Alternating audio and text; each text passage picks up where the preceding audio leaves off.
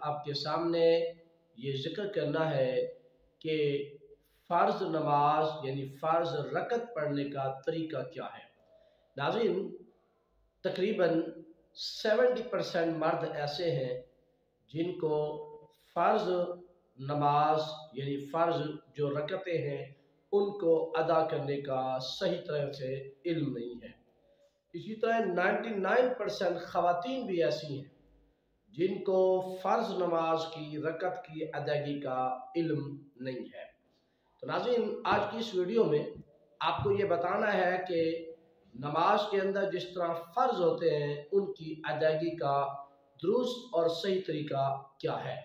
اور ناظرین، اسی ضمن میں یہ بھی بتانا چاہتا ہوں آپ کو کہ اس میں ہم کمی کوتاہی کہاں کر جاتے ہیں۔ تو اس لیے ناظرین، یہ انتہائی ضروری موضوع ہے، تو آپ اس کو شروع سے آخر تک دیکھیے اور اپنے دوست احباب کو یہ شیئر لازمی کریں تاکہ کسی کے اندر کوئی کمی کوتاہی ہے تو دور ہو جائے اور آپ کے لیے صدقہ جاریہ کا باعث بن جائے۔ آئیے ناظرین، ہم اپنے موضوع کی طرف چلتے ہیں۔ سب سے پہلے آپ نیت کریں گے جو آپ فرض نماز کی فرض رکعتیں پڑھ رہے ہیں۔ مثلا آپ ظہر کے 4 فرض پڑھ رہے ہیں تو آپ نیت کریں گے، میں نیت کرتا ہوں نماز کی، نماز پڑھتا ہوں میں اللہ تعالیٰ کے لیے، 4 رکعت نماز فرض وقت نماز ظہر محترم خانہ کعبہ کے بندگی اللہ تعالیٰ کی، اللہ اکبر۔ ناظرین، یہ آپ نے ذہن میں رہ بات کہ یہ جو ہم طریقہ سماعت کر رہے ہیں یہ ہے فرض اکیلے پڑھنے کا، ان جماعت میں شامل نہیں ہو سکا انسان، اکیلے پڑھنا چاہ رہا ہے تو کس طرح پڑھے گا، تو آج ہم طریقہ یہ سماعت کر رہے ہیں۔ تو سب سے پہلے آپ نیت فرما لیں گے، نیت کا میں نے عرض کر دیا کیسے کرنی ہے۔ اس کے بعد آپ ہاتھ باندھ کے جو ہے ثنا پڑھیں گے، ثنا پڑھنے کے بعد پھر آپ تعوذ اور تسمیہ پڑھیں گے، یعنی اعوذ باللہ اور بسم اللہ پڑھیں گے۔ اس کے بعد پھر آپ سورہ فاتحہ کی تلاوت فرمائیں گے اور سورہ فاتحہ پڑھنے کے بعد پھر کوئی بھی قرآنی سورت جو آپ کو آسانی سے یاد ہو وہ پڑھنی ہے۔ لیکن یہاں یہ ذہن میں بات رہے آپ کے کہ جو بھی سورت آپ نے پہلی رکعت میں پڑھنی ہے اور اس کے بعد جب دوسری رکعت میں آپ جائیں گے تو اس سورت کے بعد والی سورت پڑھنی ہے، یعنی ترتیب کا خیال کرنا ہے آپ نے۔ قرآن مجید کی سورتوں کو الٹ نہیں پڑھنا بلکہ ترتیب کے ساتھ تلاوت کرنا ہے۔ اس کے بعد ناظرین، جب سورت آپ پڑھ لیں گے تو آپ رکوع میں چلے جائیں گے، اور یہ ذہن میں رہے کہ رکوع میں جب جائیں گے تو آپ کا سر اور کمر برابر ہونا چاہیے اور رکوع کی تسبیحات پڑھیں گے۔ رکوع کی تسبیحات پڑھنے کے بعد پھر آپ جو ہے قوما کی طرف کھڑے ہو جائیں گے، یعنی سمع اللہ لمن حمدہ کہیں گے اور پھر ربنا لک الحمد کہہ کر آپ سجدے میں چلے جائیں گے۔ ناظرین، سجدے کی تسبیح کم از کم 3 مرتبہ ہے، زیادہ مرتبہ جو آپ کا دل کے طاقت عدد میں پڑھ سکتے ہیں۔ پھر آپ اٹھ کے بیٹھ جائیں گے جلسے کی صورت میں، یعنی ایک سجدہ دے کے بیٹھ جائیں گے اور بالکل برابر بیٹھیں گے، اور اس کے بعد پھر آپ دوبارہ سجدہ کریں گے اور دوبارہ سجدے کرنے کے بعد پھر آپ دوسری رکعت کے لیے کھڑے ہو جائیں گے۔ اب یہاں ناظرین ذہن میں رکھیے گا بات کہ ہم نے جب پہلی رکعت کا آغاز کیا تھا تو ثنا سے کیا تھا، لیکن اب جب دوسری رکعت کا آغاز کرنا ہے تو پھر اب آپ نے بسم اللہ پڑھنی ہے، اور بسم اللہ پڑھنے کے بعد آپ نے سورہ فاتحہ کی تلاوت کرنی ہے۔ جب آپ سورہ فاتحہ کی تلاوت کر لیں ناظرین، اس کے بعد کوئی بھی قرآن سورت جو ترتیب میں اس کے بعد آ رہی ہے، پہلی رکعت کے سورت کے بعد آ رہی ہے، وہ آپ سورت تلاوت فرمائیں گے۔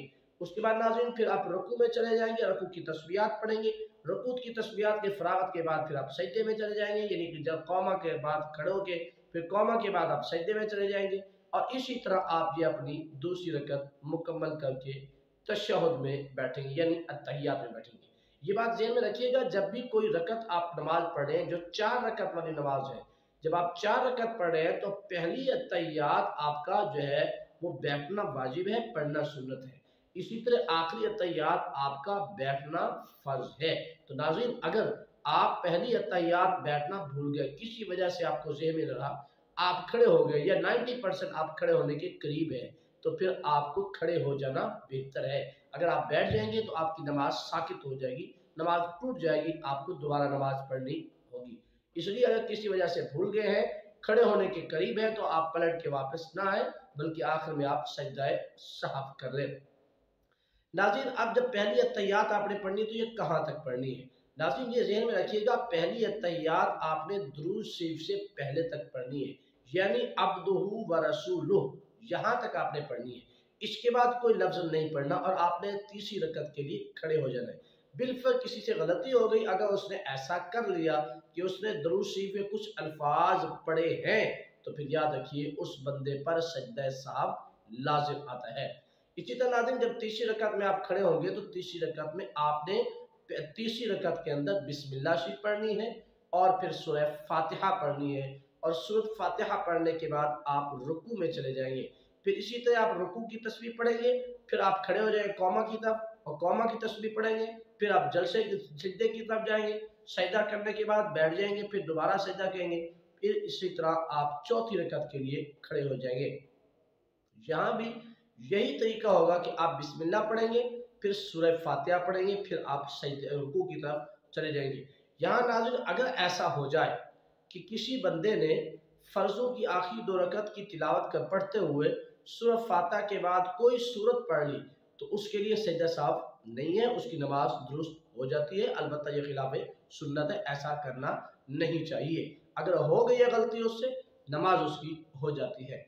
नाज़रीन, इसी तरह आप चौथी रकात में भी आप सूरत नहीं पढ़ेंगे, पर फातिहा पढ़ने के बाद आप रुकू में चले जाएंगे, फिर इसी तरह अपनी रकात मुकम्मल करेंगे। नाज़रीन, ये बात ज़हन रखिएगा, अपने जहन में ये असूल बैठा लीजिए, और ये असूल आपके काम आएगा ज़िंदगी भर के लिए, और ये आपकी हर नमाज के लिए असूल काम आएगा।